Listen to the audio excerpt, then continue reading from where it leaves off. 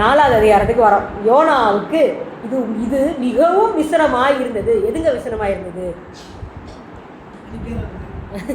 கடவுள் இவங்களெல்லாம் மன்னிச்சிட்டாருங்கிறது அவருக்கு விசனமாக இருந்துச்சு. எப்படி தெரிஞ்சிருக்கும்னு நினைக்கிறீங்க? யோனாவுக்கு கடவுள் எதுவும் சொன்ன மாதிரி இல்லை.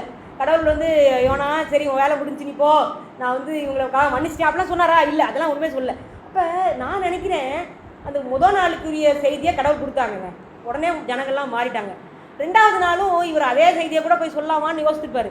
என்னடா ஒரு செய்தி வரலையேன்னு ஒருவேளை 2-3 நாள் வெயிட் பண்ணியிருப்பார். ஏன்னா கடவுள் நான் சொல்கிறது தான் போய் சொல்லுனாங்க, கடவுள்கிட்ட உண்மை வரல. அது தெரியும்ல, தீர்க்கதரிசிக்கு தெரியும், வார்த்தை வருதா நம்மளா பேசுகிறோமான்னு கண்டிப்பாக தெரியும். அவருக்கு ஒன்றும் வரலையே, செய்தி வரலையே ஒருவேளை 10 நாள் வெயிட் பண்ணியிருப்பார். ஒரு நாள் திடீர்னு அவருக்கு தோணிடுச்சு. ஏன்னா கேள்விப்படுறாரு ஊரையே உபவாசம் இருக்குது, ஐயோ இது கடவுள் மன்னிச்சிட்டாரு போல அப்படின்றது அவருக்கு அப்போ தான் புரிஞ்சிருக்கும். பயங்கர விசனமாயிடுச்சு பாருங்களேன். வேதாகமத்திலேயே கடவுளை சரியாக புரிஞ்சுக்கிட்டு அதுக்காக கோவப்பட்டவர் யோனா ஒருத்தராக தாங்க இருக்க முடியும். கடவுளை புரிஞ்சுக்கிட்டோம்னா நம்ம நல்லவங்களாக மாறிடுவோம், நம்ம இருதயம் தொடப்படும். ஆனால் யோனா 2வது வசனத்தை வாசிக்கிறேன் பாருங்க, 4வது அதிகாரம் 2வது வசனம். ப்ரே பண்ணுறாரு, கர்த்தாவே, நான் என் தேசத்தில் இருக்கும்போதே நான் இதை சொல்லவில்லையா? இது நிமித்தமே நான் முன்னமே தர்சீஷுக்கு ஓடி போனேன். எத்தனை தடவை மனம் மாறிட்டார் அதுக்கப்புறம். ஆனால் இப்போ பழைய இடத்துக்கே போயிட்டு சொல்கிறாரு, நான் அப்போயே போனது கரெக்டு தான் கடவுளே அப்படின்னு சொல்கிறாரு. நீர் இரக்கமும் மன உருக்கமும் நீடிய சாந்தமும் மிகுந்த கிருபையும் உள்ளவரும் தீங்குக்கு மனஸ்தாபப்படுகிறவருமான. இதை பற்றி சந்தோஷப்படணுமா கவலைப்படணுமாங்க? இப்படிப்பட்ட தேவன் என்று அறிவேன். இப்போதும் கர்த்தாவே, என் பிராணனை என்னை விட்டு எடுத்துக்கணும். நீங்கள் இவ்வளோ அன்பானவர், அதனால நான் செத்து போகிறேன். என்ன நிஜமோ, அதனால நான் செத்து போகிறேன் அப்படின்னு சொல்லி அவர் சொல்கிறார். நான் உயிரோடு இருக்கிறதை பார்க்கலும் சாகிறது நலமாக இருக்கும் அப்படின்னு சொல்லி யோனா கடவுள்கிட்ட போய் சொல்கிறார். கடவுள் யோனாவுக்கு தன்னுடைய இருதயத்தை புரிய வைக்க படுற பாடு பாருங்களேன். நம்மளாம் யாரு? யோனா. நம்ம பற்றியே நமக்கு தெரியல, அதையும் அவர் செய்யணும். அவருடைய இருதயத்தை நமக்கு புரிய வைக்கணும், அதையும் அவர் செய்யணும். ஆண்டவர் தன்னை நடுநிலையாக வைக்கலைங்க. உனக்காக உயிரையே கொடுக்குற பிளான் வச்சுருக்கேன் யோனா, உனக்கு என்ன எவ்வளோ திமிரு அப்படிலாம் பேசினாரா? அவரை பற்றி பேசவே இல்லைங்க. நம்ம நடுநிலையாக வைக்கிற தேவன் இல்லை அவர் ஏதாவது ஒரு பிரச்சனைன்னு வந்துச்சுன்னு வைங்களேன், நம்ம எல்லாரையும் பின்னாடி போட்டுட்டு பிரச்சனையை எதிர்கொள்ள அவர் முன்னாடி போய் நிற்பார். ஏதோ ஒரு நன்மை கிடைக்குதுன்னு வைங்களேன், நம்ம எல்லாரையும் முன்னாடி போட்டு அவர் கடைசியாக நிற்பார். அவங்களுக்கு கிடைக்கணும், இவங்களுக்கு கிடைக்கணும். இப்படிப்பட்டவர் நம்ம ஆண்டவர். அவருடைய பிள்ளைங்க நம்ம இன்னைக்கு எப்படி இருக்கோம்? ஆண்டவர் என்னெல்லாம் செய்கிறாருன்னு பாருங்களேன். ஒரு கேள்வி கேட்குறாரு உடனே யோனா கிட்ட 4வது வசனத்தை. அதற்கு கர்த்தர், நீ எரிச்சலாக இருக்கிறது நல்லதோ?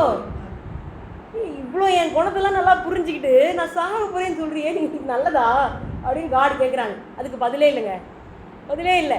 யோனாவுக்கு அந்த கேள்வியே புரியல அப்படின்னு தான் சொல்லணும். இன்றைக்கி நிறைய நேரம் கடவுள் நம்மகிட்ட கேட்டுட்டு இருக்கோம், இந்த புரியறதே இல்லை, அதனால நம்ம பதில் சொல்கிறதே கிடையாது. யோனா பதிலே சொல்லலை. உடனே அவர் இப்போ சரி ஏதோ 10 நாள் போயிடுச்சு, 15 நாள் போயிடுச்சு, இருந்தாலும் நான் இந்த நான் என்னை சொல்ல வச்சார்ல, 40 நாள் வெயிட் பண்ணுவேன், அப்புறம் நினைவே அழிக்கப்படுனார்ல, நாங்கள் இருந்து பார்த்தே ஆவேன் அப்படின்னு சொல்லிட்டு என்ன பண்ணார், ஊருக்கு வெளியே போய் ஒரு கூடாரம் போட்டு உட்காந்துட்டாருங்க. நான் பார்க்க தான் போகிறேன், இந்த ஊரை அழியணும், என்னை சொல்ல சொன்னீங்களே. அப்போ யோனாவோட ஃபோக்கஸ் முழுசும் எங்கெங்க இருக்குது? தன் மேலே தான் இருக்குது, தன் மேலே தான் இருக்குது. நான் சொன்ன வார்த்தை நிறைவேறதா இல்லையா, அதான் அவருக்கு இன்றைக்கி வேணும். இவ்வளோ ஜனங்கள் நான் பிரசங்கம் பண்ணுறதை கேட்டு மாறிட்டாங்களா, இவங்களாம் பரலோகத்துக்கு வர போகிறாங்களா அப்படிலாம் இருக்குது. நோ நோ நோ, என்னையே கள்ளத்தீர்க்கதரிசின்னு சொல்லிடுவாங்க, நான் சொன்னது மாற்றமாகி போயிடும். இவருக்கு அதுதான் பெரிய கவலையாக இருந்துச்சுங்க. நான் 40 நாள் வரைக்கும் உட்காந்து ஒன்று உண்டா இல்லையான்னு பாத்திர போகிறேன் அப்படின்னு சொல்லிட்டு போய் உட்காந்துருக்காரு. கடவுள் என்ன பண்ணுறாங்கன்னு பாருங்களேன், பயங்கரமாக வெயில் அடிக்க வைக்கிறாங்க. அவருக்கு பயங்கர, இன்றைக்கி நம்மளுக்கெல்லாம் தெரியுதுல்ல, வெக்க தாங்க முடியாத காலம். அப்போ அதில் ஒரு ஆவணக்கு செடியை வேற வளர வைக்கிறாங்க. இவனுக்காகவே ஒரு ஆவணக்கு செடி வேகமாக வளர்ந்துச்சு. அடுத்த நாள் அந்த வசனம் சொல்லுது பாருங்களேன், இந்த ஊர் ஜனங்கள்லாம் மனம் திரும்பினது யோனாவுக்கு சந்தோஷம் இல்லை. அவங்க சொல்லுது 6வது வசனம், 4வது அதிகாரம் 6வது வசனத்தில் கடைசி பகுதி, அந்த ஆமணக்கின் மேல் யோனா மிகவும் சந்தோஷப்பட்டான். அந்த ஆமணக்கு செடி அவனுக்கு நிழல் கொடுத்துச்சுன்னு அவனுக்கு ரொம்ப சந்தோஷமாக இருந்துச்சாங்க. அந்த செடி மேலே அவருக்கு எவ்வளோ அக்கறை பாருங்க. அப்போ ஆனால் கடவுள் விடலைங்க. நம்ம சந்தோஷமாக ஒரு இடத்துல தப்பாக இருந்துகிட்டு இருக்கோன்னா அவர்களை விட மாட்டாருங்க. அடுத்த நாளே ஒரு பூச்சி அனுப்பிட்டார். அது என்ன பண்ணுச்சு, ஒரு மணி நேரத்துக்குள்ளே எல்லா இலையும் என்ன முடிச்சு சாப்பிட்டு முடிச்சிருக்குன்னு நினைக்கிறேன், அரிப்பு போட்டது. அதனால காஞ்சி போயிடுச்சு செடி. அப்போ 8வது வசனத்தில் வாசிக்கிறோம், சூரியன் உதித்த போது தேவன் உஷ்ணமான கீழ்காற்றை கட்டளையிட்டார். அப்பொழுது வெயில் யோனாவுடைய தலையில் படுகிறதுனால் அவன் சோர்ந்து போய் தனக்குள்ளே சாவை விரும்பி திருப்பி திருப்பி செத்து போகணுங்கிறாருங்க. நான் உயிரோடு இருக்கிறதை பார்க்கலும் சாகிறது நலமாக இருக்கும் என்றான். திருப்பி கடவுள் அதே கேள்வி கேட்குறாங்க, நீ ஆமணக்கு நிமித்தம் எரிச்சலாக இருக்கிறது நல்லதோ என்றார். அதற்கு அவன், நான் மரண பரியந்தமும் எரிச்சலாக இருக்கிறது நல்லது. இது நம்ம கடவுள்கிட்ட சொல்கிறோமா இப்படி? ஆமாம் ஏசுப்பா, இவ்வளோ சுற்றி சுற்றி பிரச்சனை, நான் அப்புறம் கவலைப்படாமல் நான் என்ன பண்ணுறது? மனுஷன் கவலைப்படாமல் இருக்க முடியுமா அப்படின்ற மாதிரி தான் அவர் கேட்குறாரு. நான் செத்து போகிறது நல்லா இருக்கும் அப்படின்னு சொல்லி அவர் அங்கே சொல்கிறாரு. பாருங்கள், இன்றைக்கி கடவுளோட இதை இங்கே பார்க்குறோம். நம்ம ஒருத்தவங்க யோனா கோபமாக இருக்கார், ஆண்டவர் கவலையாக இருக்கார். இன்றைக்கி நம்ம கணவன் மனைவி உறவுகளில் இப்படி தான், யாராவது ஒருத்தர் கோபமாயிரும், யாராவது ஒருத்தர் கவலையாயிரும். இப்படிப்பட்ட சூழ்நிலையில் என்ன பண்ணுவோன்னா, நம்ம ஒருத்தருமே ஒன்றையும் கண்டுக்க மாட்டோம். பேசுனா பிரச்சனை கூடும். நீ உன் வேலையை பாரு, நான் என் வேலையை பாருன்னு சொல்லி என்ன செஞ்சுருவோம், விலகிடுவோம். ஆனால் வேதாகம் நம்மளுக்கு என்ன ஆலோசனை கொடுக்குதுன்னு பாருங்களேன். எபேசியர் 4வது அதிகாரத்தில் 2 வசனத்தை நம்ம வாசிப்போம். எபேசியர் 4வது அதிகாரம்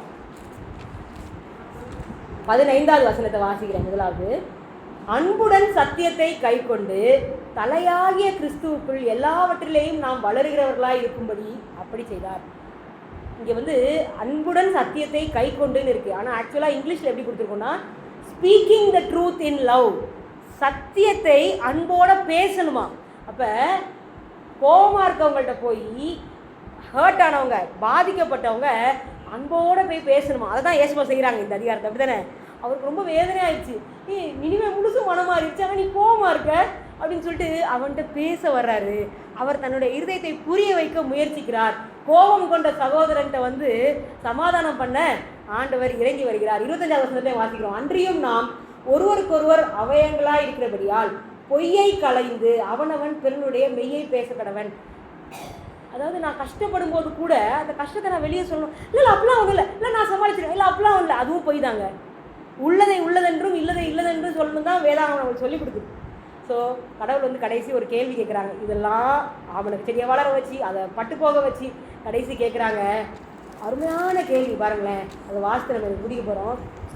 வலது கைக்கும் இடது கைக்கும் வித்தியாசம் 10லேருந்தே வாசிக்கிறேன். அதற்கு கர்த்தர், நீ பிரயாசப்படாததும் நீ வளர்க்காததும் ஒரு ராத்திரியிலே முளைத்ததும் ஒரு ராத்திரியிலே அழிந்து போனதுமான ஆமணக்குக்காக பரிதபிக்கிறாயே. வலது கைக்கும் இடது கைக்கும் வித்தியாசம் அறியாத 120,000 பேருக்கு அதிகமான மனுஷரும் அநேக மிருக ஜீவன்களும் இருக்கிற மகாநகரமாகிய நினிவேக்காக நான் பரிதபியாமல் இருப்பேனோ. கடவுளுடைய கேள்வி பார்த்தீங்களா? சரி, சூப்பரான கேள்வி. ஏங்க பதில் போடலை? யோனா என்ன பதில் சொன்னாருன்னு நமக்கு யாருக்குமே தெரியல. ஆவியானவர் அதை எழுதி வைக்கணும்னு சொல்லலை. ஏன் எழுதி வைக்கல? பதில் சொல்ல வேண்டியவர்கள் நம்ம தான். உங்களையும் என்னையும் பார்த்து தான் ஆண்டவர் கேட்குறாங்க. இடது கைக்கும் வலது கைக்கும் வித்தியாசம் தெரியாமல் உங்களை சுற்றி இத்தனை பேர் இருக்காங்களே, அவங்களுக்காக நீ ஏன் பரிதபிக்க மாட்டேங்கிற? உன் வீட்டு பிரச்சனையவே குறித்து நிறையா பரிதபிக்கிறியே, நீ மற்றவங்களை போய் பார்க்கும்போது நான் உன் வீட்டை பார்க்க மாட்டேனா அப்படின்னு சொல்லி தேவன் நம்மிடத்துல கேள்வியை கேட்குறாங்க. நம்மளுடைய கோபத்தில், நம்மளுடைய வெறுப்பில், நம்மளுடைய தவிர்ப்பில் நம்மளுடைய பதிலை எதிர்பார்த்தவராக தேவன் இன்று நிற்கிறார்.